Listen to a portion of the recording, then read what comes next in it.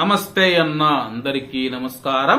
ఖతార్లో గూఢాచార్యం ఆరోపణలపైన arrest అయిన 8 మంది భారత నేవీ మాజీ ఉద్యోగులకు పెద్ద ఊరట లభించింది.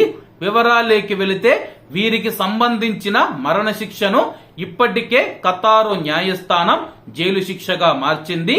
తాజాగా దీనిపైన కూడా అప్పీల్ చేసుకోవడానికి 60 రోజుల వ్యవధి ఇచ్చినట్లు భారత విదేశాంగ శాఖ ప్రతినిధి రణ్ధీర్ జైస్వాల్ గారు వెల్లడించారు. అలాగే ఆయన మాట్లాడుతూ ఖతారు కోర్టు తీర్పు కాపీ మా న్యాయ బృందానికి అందిందని చెప్పి మరణశిక్షను రద్దు చేసిన విషయాన్ని మాత్రం నేను ఖచ్చితంగా చెప్పగలను, మిగిలిన అంశాలన్నీ రహస్యమని చెప్పేసి 60 రోజుల గడువు మరణశిక్ష రద్దు చేసిన రోజు నుంచి మొదలైందని చెప్పి, అలాగే ప్రస్తుతానికి జైలు శిక్ష ఏదైతే ఉందో దానిపైన కూడా ఆ యొక్క 8 మంది మాజీ నేవీ ఉద్యోగులు అప్పీల్ చేసుకోవడానికి ఖతారు న్యాయస్థానం 60 రోజుల గడువు ఇచ్చింది.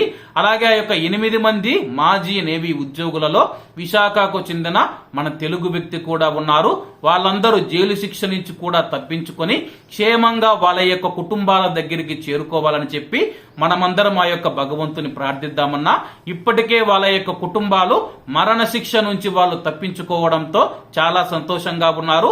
జైలు శిక్ష కూడా రద్దు చేసి వాళ్ళు సేఫ్ గా ఇండియాకు రావాలని చెప్పి మనమందరం కోరుకుందాం. కాబట్టి అందరూ బాగుండాలి, అందులో మనం ఉండాలి. అందరికీ నమస్తే అన్న, జై హింద్.